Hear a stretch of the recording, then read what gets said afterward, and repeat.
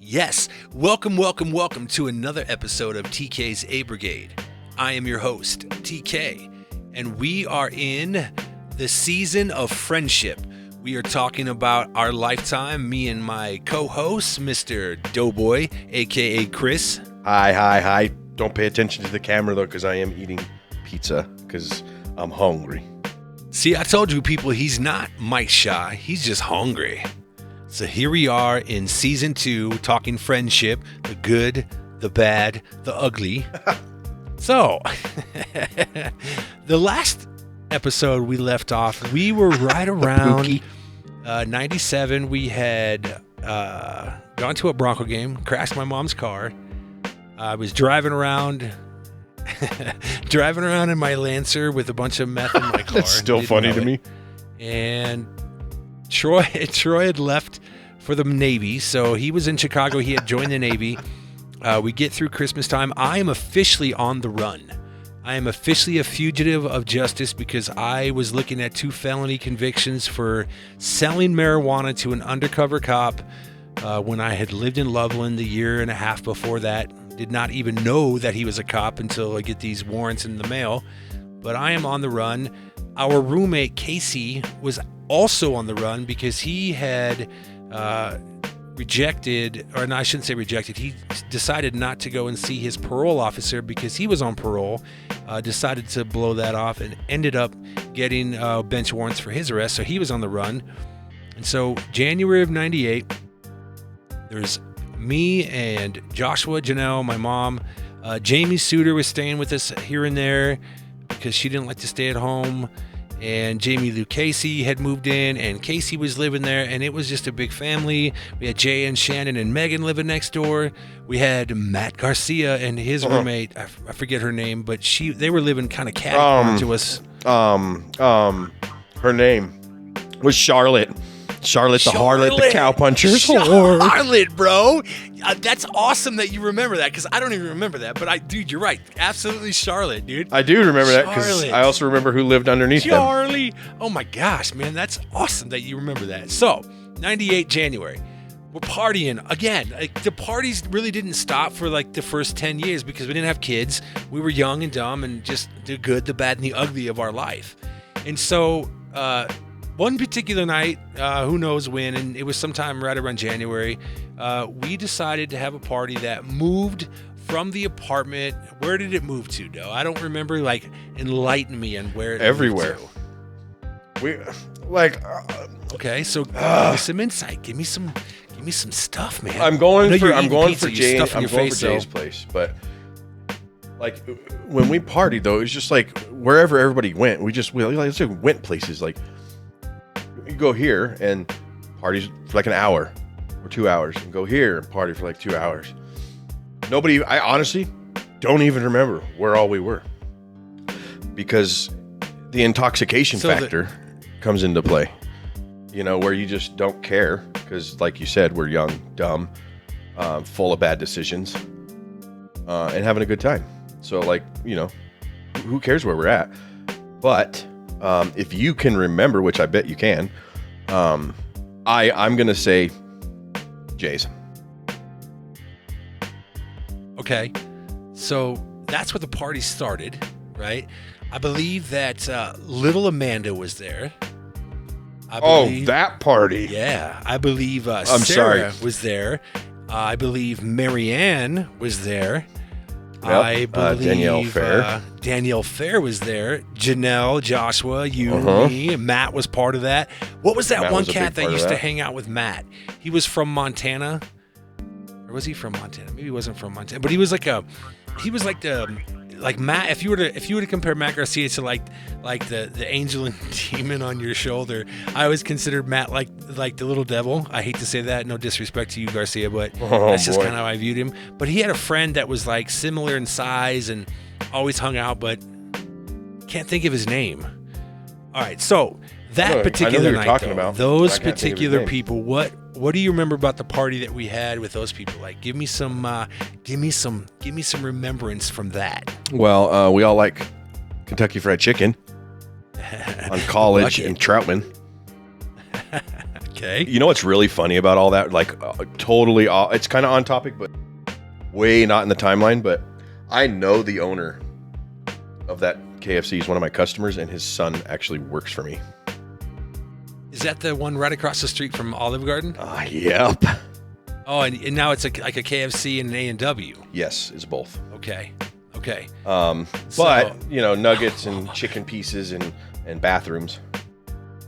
And like a lot of groping, a lot of just like hand holding, and a lot of clothes. So we party, and it's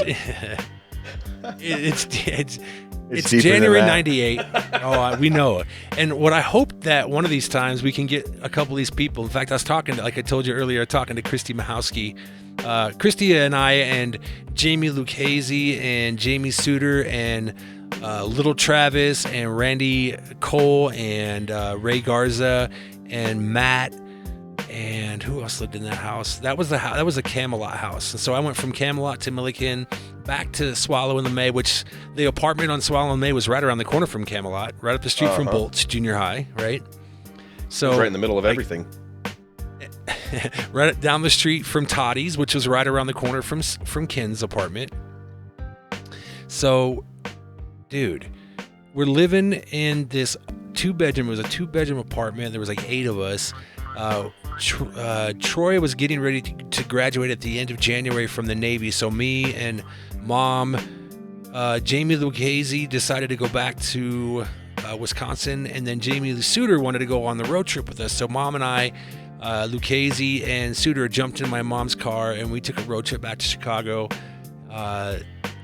Right then, like at that time, like Switchback was really starting to get going. They were starting to put gigs together. If some of you that know us know of the band Switchback, Tom and Sean and David and Eric Time Bomb, we were starting to get some notoriety around. And it was right around that year. So that year, the '98 year, that's when the Broncos won their first Super Bowl. So it was, if we're putting it all out there for everyone. Yeah, are we? So, because if we are, we left out the most important part. Okay, let's rewind, or let's go back. The KFC venture. I want people to really feel that. Okay, so we're going to rewind to the KFC thing. Well, because it kind of, and I apologize for not finishing the story, because I kind of didn't really finish it, but it didn't end at KFC. It just transferred, and I honestly don't know if you were there. Oh, I was definitely not there then. I was in, so just a real quick caveat. I was madly in love with a certain female at this point in my life. Keep her nameless. Yeah, because, no disrespect to the whole situation, but, I ain't trying to throw no love now. But at the time, your boy was, like stupid in love. Like retarded in love. Like I was willing to do anything. I mean, within reason of trying to get this girl's attention. But anyways, so you guys were off and about the traveling circus of the. That's a good word. A good phrase. The traveling circus. The traveling KFC circus. So so it leaves KFC because it got awkward and we got in trouble. Not gonna lie, we got rushed by the manager and kicked out. That's of the never bathroom. good. So we we thought it would be a great idea, Sarah and I, to take everybody to your mother's house. And I don't know what you know about this, but here you go. You're gonna learn it all right now. Was this out? Okay, so was this on the back patio? Sure was. Okay, well, the patio was actually technically on the front, but I do remember this a little bit. But please enlighten me, because there's not a whole lot to enlighten. There's not a whole lot to tell. I mean, it's just basically to create a complete art picture of a nutshell. Everybody transferred to the house, and we didn't want to wake anybody up. I believe, I'll bet dollars to dimes, your mom was sleeping, and Janelle was freaking out.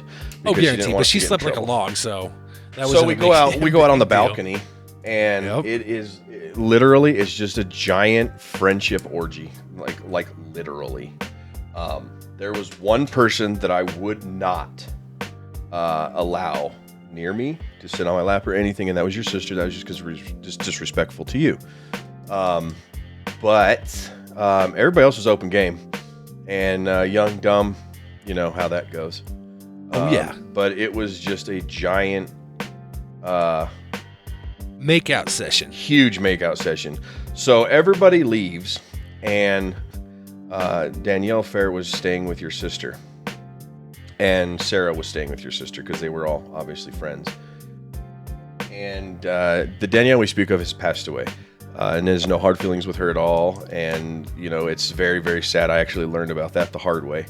But anyways, kind of a funny story. She sneaks out of your sister's room. I'm on the floor in the living room because, you know, I'm a guy, I'm a boy, and your mom's not going to allow that. Whose mom would? Anyways, she comes out, and we kind of had a little more fun outside than we probably should have. And we carried that inside. And funny story, I didn't want to disrespect your mom by like having sex in her home. I thought it was really rude, and it was awkward. So this girl, and I keep looking at my door because I don't want any of my kids to come in here. And she's just, you know, we're messing around. And she finally stops and just lays there, and I'm like, "Are you done?" I don't know why I said it. It just came out of my mouth, literally just like that. "Are you done?" And she smacked me across my face. And from there, we became boyfriend and girlfriend for a while.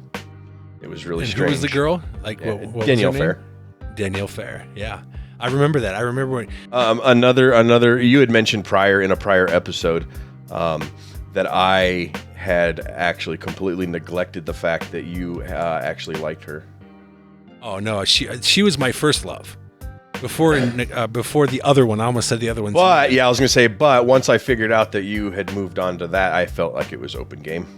Oh, it was definitely open game for sure. All the girls that truth. I liked. He definitely liked a few girls that I did, which just says that, you know, I have good taste. So the reason why we're sharing these stories, Chris, is because... Real. Right, real. We're talking about our life. We're talking about what happened, and at this time in our life, this is what was going on.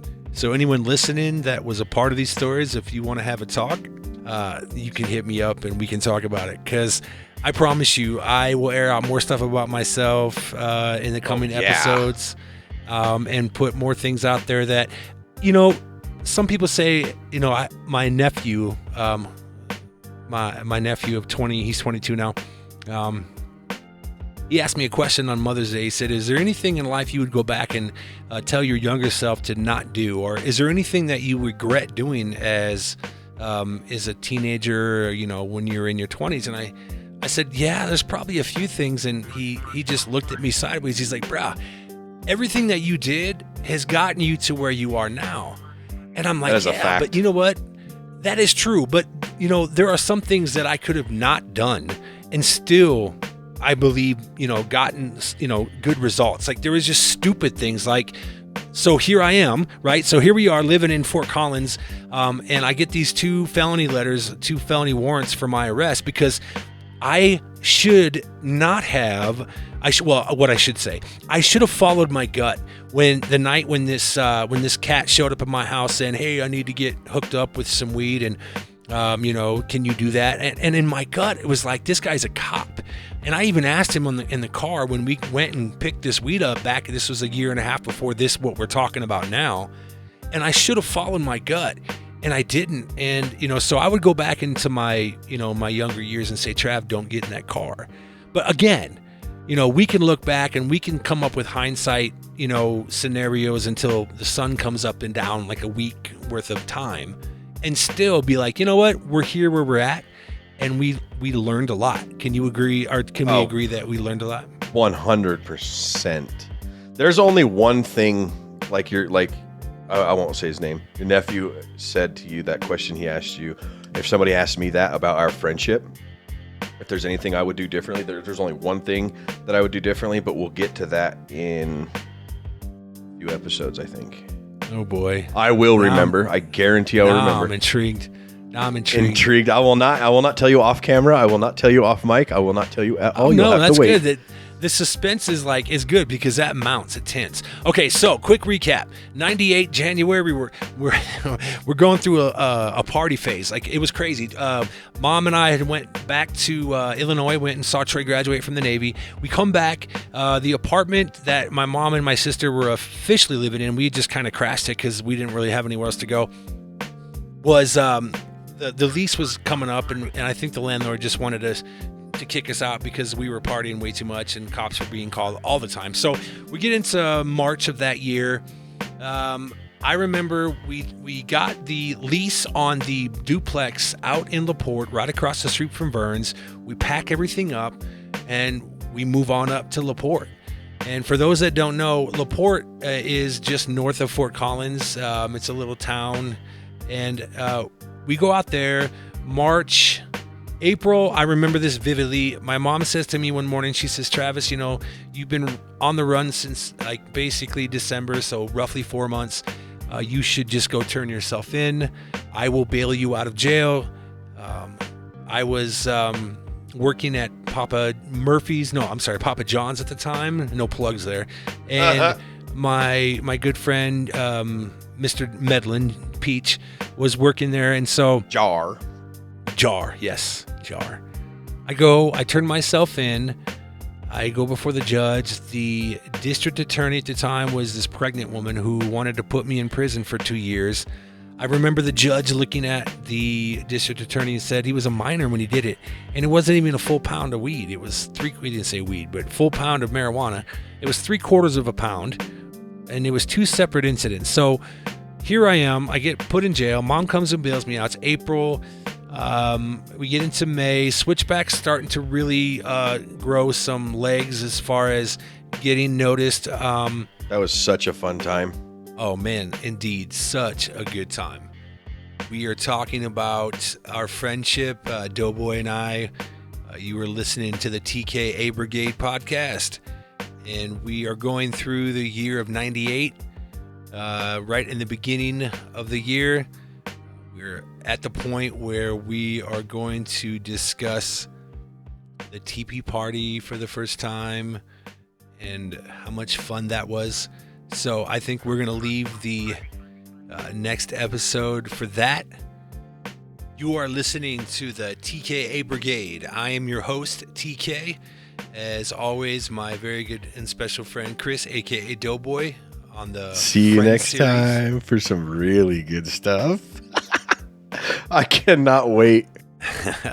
I can't either, because to be honest, I'm excited to see what we talk about next. We've got so many stories to talk about, so many things that happened in the 26 years that I've been here in Colorado. Anyone that's listening that was a part of our stories or was a part of our life, either now or then or the entire time, reach out on Facebook. Me or Chris, we'll try to get you on an episode. We'd love to talk about that. It is the good, the bad, and the ugly. Unfortunately, not all of it's good, but it's real. It's real talk. So please reach out. You are listening to TK's A Brigade. I'm your host, TK. Go find us on Anchor. Go find us on Google or Apple, all the major platforms for podcast. We are available. And so until next time, people, peace.